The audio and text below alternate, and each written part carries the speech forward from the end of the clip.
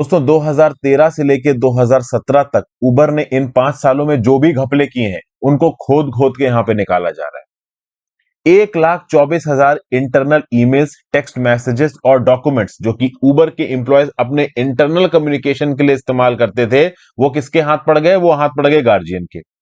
Guardian ने उन documents को शेयर किया किसके साथ? आईसीआईजे के साथ, international consortium of investigative journalist के द्वारा। और उसके साथ साथ 30 और कंट्रीज में जो अलग अलग न्यूज रूम्स है उनके ग्लोबल कंसोर्टियम के साथ। इनफैक्ट ये जो आर्टिकल अभी आपको सामने स्क्रीनशॉट नजर आ रहा है, ये बेसिकली इंडियन एक्सप्रेस का आर्टिकल, और इंडियन एक्सप्रेस का ये बोलना है कि ये भी वन ऑफ दोज आप कह सकते हो न्यूज आउटलेट है जो कि पिछले 4 महीने से ये जो उबर के इंटरनल डॉक्यूमेंट है इनको खंगाल रहे हैं। तो आज की डेट में सिलिकॉन वैली से शुरू हुआ ये जो एंटरप्रेन्योरशिप जो स्टार्टअप है उबर नाम का, ये $44 बिलियन का जाइंट बन चुका है। 72 कंट्रीज में इसके ऑपरेशंस हैं।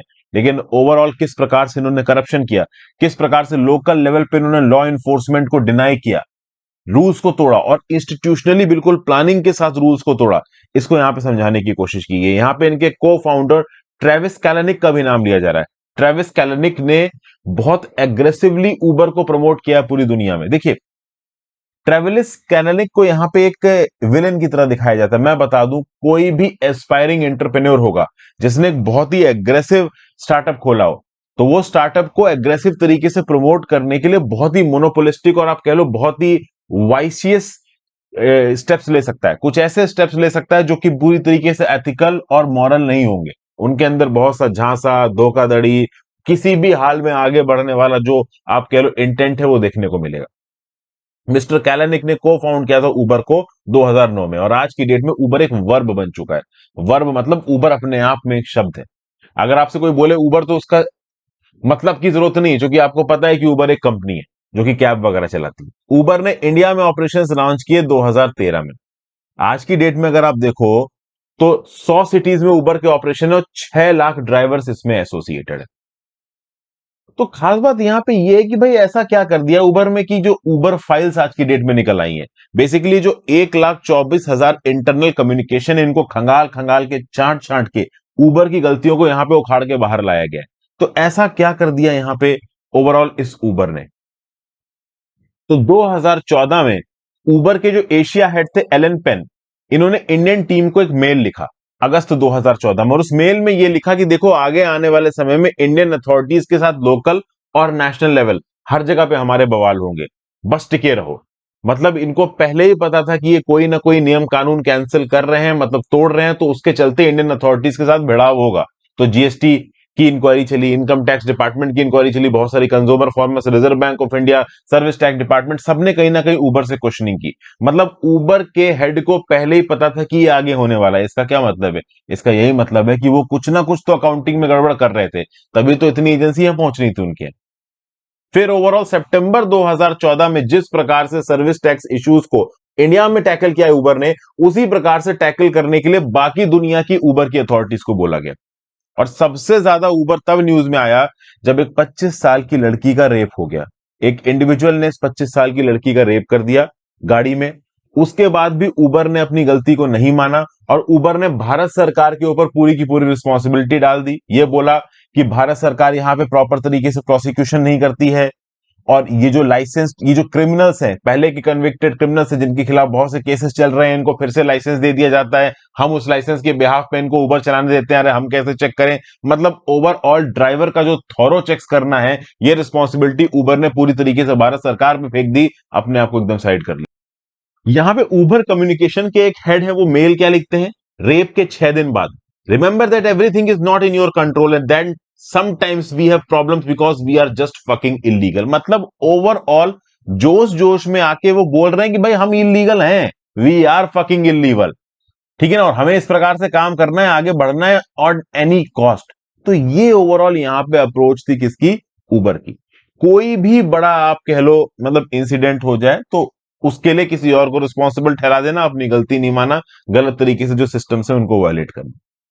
हालांकि कुछ आप कह लो चेंजेस यहां पे इंट्रोड्यूस किए गए थे, जैसे कि इस पर्टिकुलर अनफॉर्चुनेट रेप इंसिडेंट के बाद एक पैनिक बटन लाया गया।